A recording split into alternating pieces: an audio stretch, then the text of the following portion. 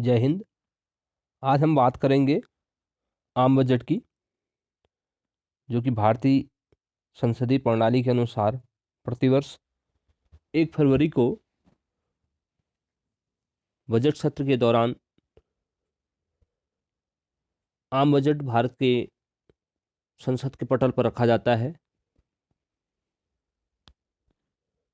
उस पर चर्चा होती है। तो क्या है आम बजट, आज इस पर हम बात करेंगे। संसद में बजट शब्द का जिक्र नहीं, बल्कि इसे बोलचाल की भाषा में एक आम बजट कहा जाता है। उसे संविधान के अनुच्छेद 112 में एनुअल फाइनेंशियल स्टेटमेंट कहा गया है। फाइनेंशियल स्टेटमेंट अनुमानित प्राप्तियों और खर्चों का उस साल के लिए सरकार का विस्तृत ब्यौरा होता है। आम बजट में सरकार की आर्थिक नीति की दिशा दिखाई देती है। इसमें मंत्रालयों को उनके खर्चों के लिए पैसे आवंटन किए जाते हैं। बड़े तौर पर इनमें आने वाले साल के लिए प्रस्तावों का ब्यौरा पेश किया जाता है। यानी सरकार अपना विजन डेवलपमेंट के प्रति जनता के सामने रखती है और उसके साथ साथ उस मद हेतु पैसे आवंटित करती है, धन आवंटित करती है और ये संसद के पटल पर रखा जाता है। तो क्या है इसमें, क्या क्या शामिल किया जाता है, इस पर बात करते हैं। आम बजट में क्या क्या चीज़ शामिल होती हैं। जो बजट डॉकेट्स के करीब इसमें 16 दस्तावेज होते हैं। इसमें बजट भाषण होता है। इसके अलावा हर एक मंत्रालय के खर्च प्रस्तावों का विस्तृत ब्यौरा होता है। साथ ही यह रकम कहाँ से आएगी, इसके प्रस्ताव भी बजट में बताए जाते हैं। फाइनेंस बिल और अप्रोप्रिएशन बिल भी इस डॉक्यूमेंट में शामिल होते हैं। फाइनेंस बिल में अलग अलग टैक्सेशन कानूनों में प्रस्तावित संशोधन होते हैं, जबकि अप्रोप्रिएशन बिल में सभी जो मंत्रालय हैं उनको होने वाले आवंटनों का लेखा जोखा होता है। वित्त मंत्री के बजट भाषण में 2 हिस्से होते हैं, एक भाग बी, यानी ए और बी 2 भागों में बांटा जाता है। जो पार्ट ए है उसमें हर सेक्टर के लिए आवंटन का मोटे तौर पर जिक्र होता है। इनके लिए सरकार की नई योजनाओं का ऐलान होता है। इस तरह से इससे सरकार की नीतिगत प्राथमिकताओं का पता चलता है कि सरकार की प्राथमिकताएं क्या हैं आने वाले 1 साल के अंदर।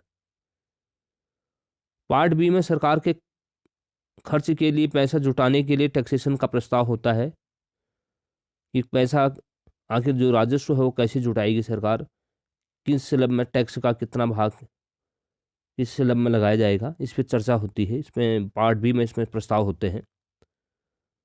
अब बात करते हैं संसद में बजट पेश के लिए जाने के बाद क्या होता है। जब बजट पेश किया जाता है वित्त मंत्री द्वारा, तो उसके बाद क्या होता है भारत की संसद में, उसकी बात चर्चा करते हैं। बजट भाषण के पढ़े जाने के बाद बजट उपायों पर एक आम चर्चा होती है। बहस में हिस्सा लेने वाले सदस्य बजट के प्रस्तावों और नीतियों पर चर्चा करते हैं। इस आम चर्चा के बाद संसद आमतौर पर करीब 3 हफ्तों की छुट्टी पर चली जाती है। इस दौरान विभागों की स्थायी समितियां मंत्रालयों के अनुमानित खर्चों का विस्तार से अध्ययन करती है। इन्हें डिमांड्स फॉर ग्रांट्स यानी अनुदान मांग कहा जाता है। समितियां इसके बाद हर एक मंत्रालय की डिमांड्स फॉर ग्रांट्स, जो ग्रांट्स हैं, पर अपनी रिपोर्ट जमा करती हैं। समितियों की रिपोर्ट जमा करने के लिए बाद में अलग अलग मंत्रालयों की अनुदान मांगों पर लोकसभा में चर्चा और वोटिंग होती है। बजट पास होने की अंतिम तारीख तक जिन डिमांड्स पर वोटिंग नहीं हो पाती है उन सभी के साथ वोटिंग हो जाती है। समितियां हर एक मंत्रालय की जो डिमांड्स ऑफ ग्रांट्स हैं पर रिपोर्ट जमा करते हैं और अनुदान मांगों को एक अप्रोप्रिएशन बिल में समाहित किया जाता है।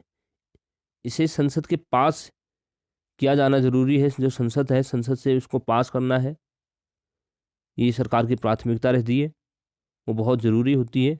तभी सरकार द्वारा जो पारित खर्चे हैं के लिए जो कॉन्सोलिडेट फंड से रकम की जो निकासी है वो मुमकिन हो जा सकती है।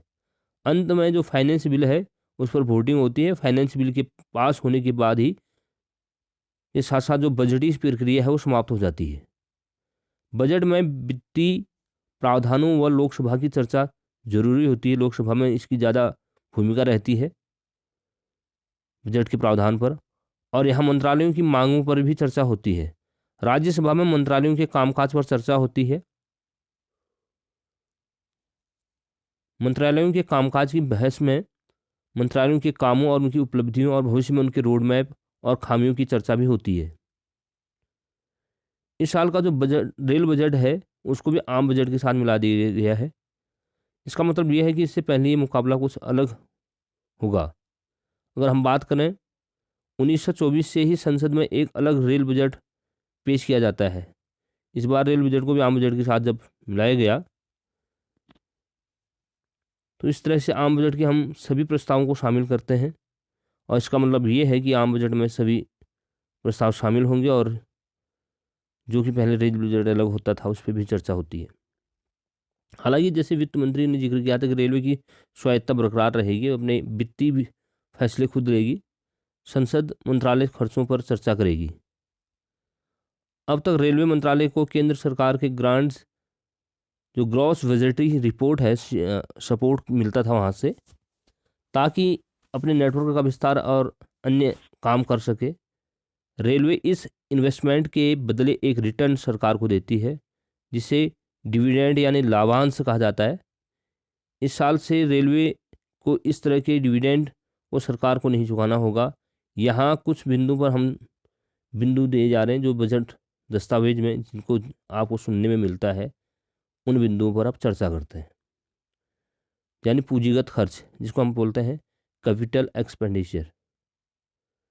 यह फंड्स का अगर हम आउटफ्लो यानी खर्च देखते हैं, ये फंड्स का खर्च है, जो पूंजीगत खर्चे से, इससे संपत्तियां जो हमारे एसेट्स हैं खड़ी होती हैं या कर्ज से बोझ कम होते हैं। उदाहरण के तौर पर सड़कों का निर्माण है या लोन चुकाने को ही कैपिटल एक्सपेंडिचर में डाला जाता है। दूसरा आता है रेवेन्यू एक्सपेंडिचर यानी राजस्व खर्च।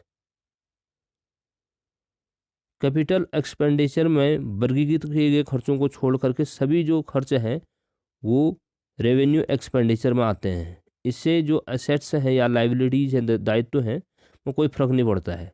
जैसे तनख्वाह देना है, ब्याज भुगतान है, अन्य प्रशासनिक खर्चे हैं, वो रेवेन्यू एक्सपेंडिचर के अंतर्गत आते हैं। रेवेन्यू और कैपिटल एक्सपेंडिचर वर्गीकरण सरकारी जो प्राप्तियां हैं, रिसीट्स हैं, पर लागू होते हैं। अगला आता है रेवेन्यू रिसीट्स, जिसको हम बोल सकते हैं सरकारी प्राप्तियां। ये आमतौर पर करों और सार्वजनिक क्षेत्र की कंपनियों में से मिलने वाले डिविडेंड्स और सरकार द्वारा किए गए कर्जों से मिलने वाले ब्याज होते हैं।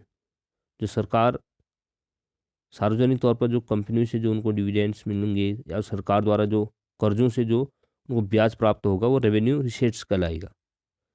अगला आता है कैपिटल रिसीट्स। ये आमतौर पर जो सरकार के अलग अलग जरियों से दी गई उधारियों से आते हैं। इसके अलावा राज्य सरकार के लिए, केंद्र के लिए कर्जों को के लिए भुगतान इसमें शामिल किए जाते हैं। सरकारी कंपनियों के विनिवेश में मिलने वाली रकम भी इसी कैटेगरी में आती है कि कैपिटल रिसीट्स के अंतर्गत।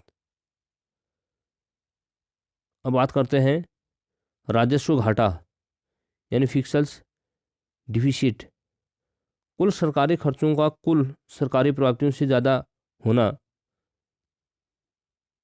ये राजस्व घाटा कहलाता है। ये जो राजस्व प्राप्ति है, सरकार को जो प्राप्तियां मिल रही, रिसीट्स मिल रही, यदि उनसे ज़्यादा जब सरकार के पास खर्चे बढ़ जाते हैं, खर्चे ज़्यादा हो जाते हैं, तो उसमें सरकार घाटे में जाती है। इसको हम बोलते हैं राजस्व घाटा। तो फ्रेंड्स, ये थी आम बजट से छोटी सी जानकारी आपको। यदि आपको वीडियो पसंद आई हो और इसको विस्तार से आप नई वीडियो में देखना चाहते हो तो ज़रूर कमेंट करें। मिलते हैं नेक्स्ट वीडियो के साथ। Thank you.